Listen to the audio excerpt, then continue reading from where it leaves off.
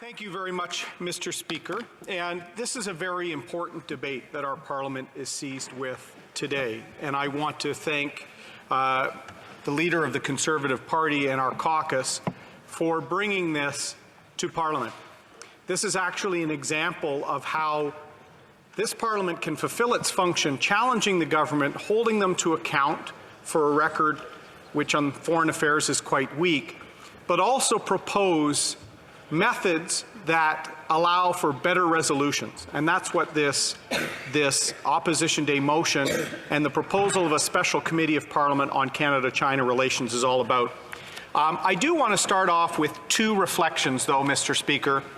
The first is today marks 1 year since Canadians Michael Spavor and Michael Kovrig were arrested by Chinese state authorities and detained without charge, without access to a lawyer or to the rule of law.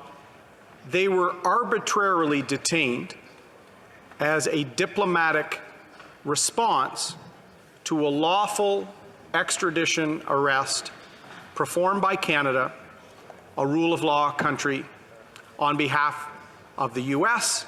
and a decision by a U.S. court.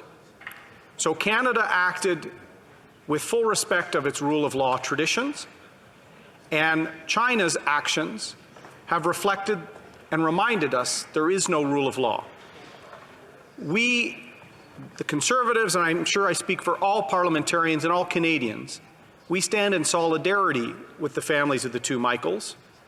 We want their well-being to be safeguarded, and we want to see them return home to Canada as quickly as possible. Today, we will be talking about many facets of the Canada-China relationship, many challenges, some opportunities, but we're not going to speak further about the two Michaels out of respect for that case and the need for a resolution. What is promising with this motion, Mr. Speaker, is the specialized committee that we're proposing, all-party, multidisciplinary, able to look at all aspects of the Canada-China relationship, from complex consular cases to national security issues to trade to global affairs, within the context of a committee that can go in camera and respect secret and sensitive information. That is probably the best venue to come up with a plan for a swift resolution for the situation of Mr. Spavor and Mr. Kovrig. So I hope the government takes that into consideration when they consider voting on our motion later today. I hope all members of this House realize this could be an opportunity to actually take the politics out of it, but allow us to do our job, because Canadians are concerned about the well-being of these citizens. Canadians are well seized with issues related to China, from the South China Sea Islands, to Huawei, to the situation with the Uyghurs, to China's ambitions in the Arctic as a self-declared near-Arctic state, a new diplomatic term that really didn't exist until they created it. The challenge of the China relationship is the foreign policy challenge that Canada will face over the next generation. So this is a perfect opportunity for a specialized committee of parliamentarians to examine it, to make sure that Canada gets the balance right, Mr. Speaker. The second thing I will say at the outset of my remarks is that there are tremendous opportunities in China, but for those opportunities, many of them business, many of them export-driven, Canada cannot and must not relinquish our unbridled support for the rule of law, for human rights, and for standing up for our allies and friends around the world. In many cases, economic opportunities would not be worth it if Canada has to sacrifice the very values that we're respected for and have been respected for from our Confederation, Mr. Speaker. All governments in the modern era, going back to the Prime Minister's father, have tried to balance the need to engage, trade, do business, help develop parts of China, alongside the need to push on human rights, democratic reform, rule of law, and a higher standard in global affairs.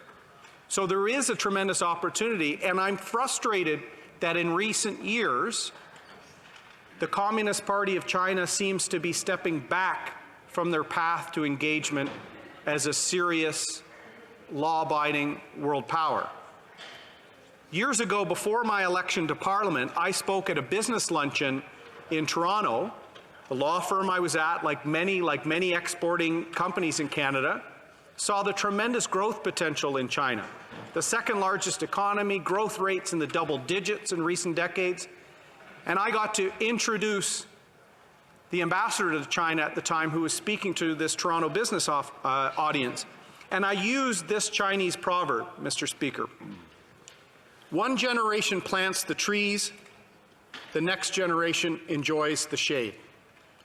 The hard work going into the early development of modern China, started by Pierre Trudeau, continued through all prime ministers, and actually going back to iconic Canadians like Norman Bethune and hundreds upon hundreds of missionaries, Canadian citizens that engage with China. These relationships have planted the trees, done the hard work. We should be enjoying the shade now. When I used that proverb, it ended up being the ambassador's favorite expression, Mr. Speaker, because it gets to the heart of diplomacy. You spend the hard work so that future generations can benefit. Canada has been a leading partner in the development of China from truly a developing country into the world's second largest economy, a global power. We've been there literally on the front with Dr. Bethune, but we've also been there to help with agricultural practices. We've been there with our CANDU technology to provide greenhouse gas emission-free power through nuclear generating stations, Mr. Speaker, in a country that's too reliant on coal. We've been there to trade. We've seen pandas come. We've seen trade missions go. We have tremendous companies in financial services, in agriculture, in transportation, leading companies like Manulife, like Bombardier, Agrium, others doing tremendous billions of dollars of business with China in the last decades, Mr. Speaker, and we should be very thankful for that. But we should also be very cautious that in recent years, particularly in light of the 19th National Congress, China has been stepping back from serious engagement on the world stage. The Communist Party has been exerting its influence through all levels of Chinese life, including state-owned enterprises and their global effort. We've seen the Belt and Road Initiative allow countries to be beholden on a debt level to China for infrastructure and other projects, Mr. Speaker. We have to be cautious with the turn that China has taken in the last 10 years. And rather than this generation walking in the shade of the trees that were planted in the past, Mr. Speaker, we're now almost lost in the woods on how best to handle this important relationship without sacrificing Canadian values. And why do we bring this debate on our first opposition motion? Because we've had serious concerns with the Prime Minister's ability to govern in Canada's national interest on the world stage. All Canadians now literally have no confidence in the Prime Minister when he goes abroad. You know, we used to bemoan the fact that Canada would never be talked about on the world stage, Mr. Speaker. Now you can't see a late-night talk show or Saturday Night Live and not see our Prime Minister lampooned for actions on the world stage that are gaffes that actually hurt Canada's national interest. At the NATO meetings, the Prime Minister mocking the U.S. President, the very person that we need to help apply pressure for the release of our citizens in China, Mr. Speaker. That's right. At a very time where NATO is being questioned by the President of France by the U.S. president, and Canada could play its traditional role as a linchpin, as Winston Churchill described us, between Europe and North America. We're a G7 nation, we're a NATO nation, we're a NORAD nation, we're a Five Eyes nation. Canada's never the biggest, but we have those relationships that normally we could use to influence our national interest and the freedom and liberty of others and the interests of the Western Alliance, Mr. Speaker. That is eroded. Canada is now seen probably best represented by the Prime Minister's state visit to India, where he puts photographs, his brand, and the Liberal Party's fortunes ahead of Canada's national interest. And with respect to China, our concerns have been grounded in the very earliest actions of this government. And I'm hoping many of the new Liberal members of Parliament listen, because their role now in caucus is to ask questions. They should be just as worried as we are when it comes to China. A former Canadian ambassador to China, David Mulroney, has called the Prime Minister's approach to China naive. And I would agree, Mr. Speaker. I won't make much of his comments before the election where he said he had admiration for the basic dictatorship. It was largely seen as, not sure if it was a joke or just that's how it was received, because it was such a ridiculous answer. But the influence of a very pro-Beijing element of the Prime Minister's core team was evidenced right in their earliest days.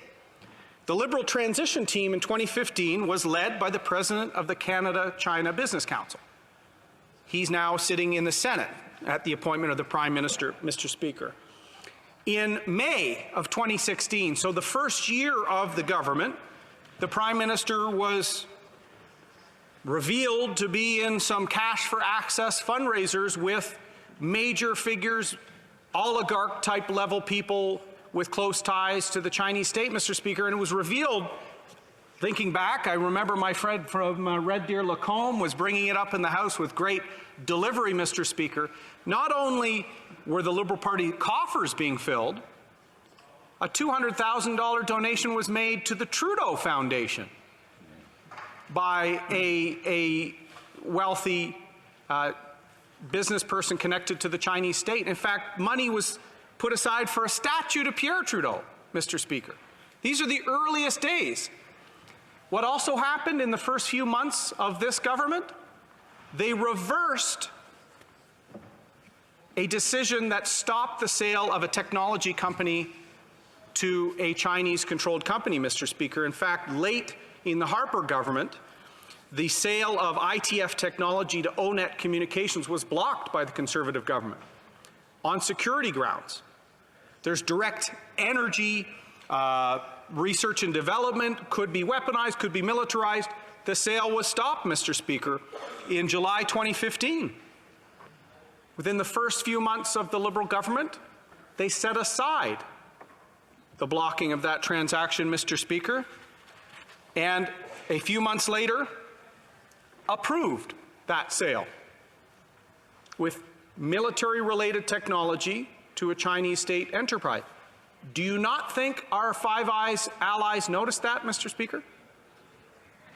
It was seen as reversing a responsible security decision by the previous Conservative government out of the new Prime Minister's desire to engage with China towards a free trade agreement, Mr. Speaker.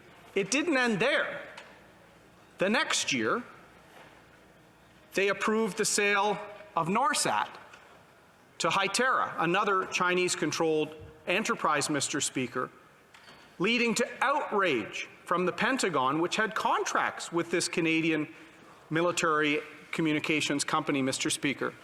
In fact, a trade commissioner in the U.S., a Democrat appointed by Obama, said this about the sale, quote, "Canada's approval of the sale of Norsat to a Chinese entity raises significant national security concerns for the United States, as the company is a supplier to our military. Canada may be willing to jeopardize its own security interests to gain favor with China, but it shouldn't put the security of a close ally at risk in the process." End quote. Commissioner of the U.S.-China Economic Security Review Commission, a Democrat appointed by the bromance partner of our Prime Minister, President Obama. So this isn't agitating language, Mr. Speaker. These are serious concerns that were brought up to our Foreign Affairs Committee when we traveled to Washington. So right off the bat, we saw the ability to sweep through sales that likely should have been stopped on security grounds in order to curry favor in the relationship, Mr. Speaker.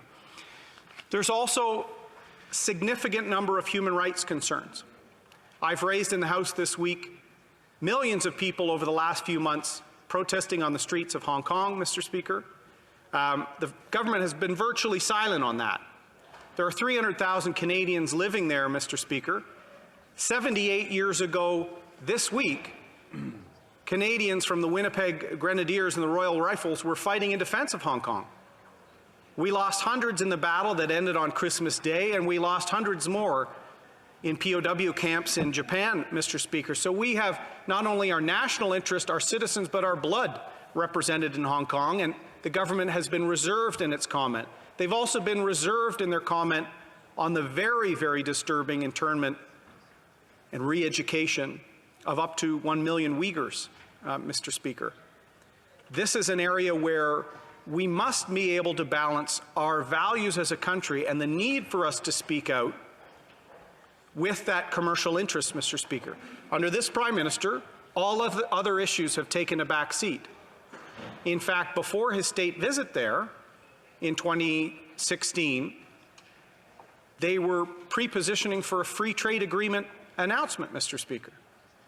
So it's clear that the commercial interest has been overdriving with this Prime Minister and with the Liberal government, and national security issues, the Huawei decision that never comes, Mr. Speaker, our virtual silence on many significant human rights cases, the fact that our Asia-Pacific partners are very worried about the militarization of artificial islands built in the South China Sea, Mr. Speaker.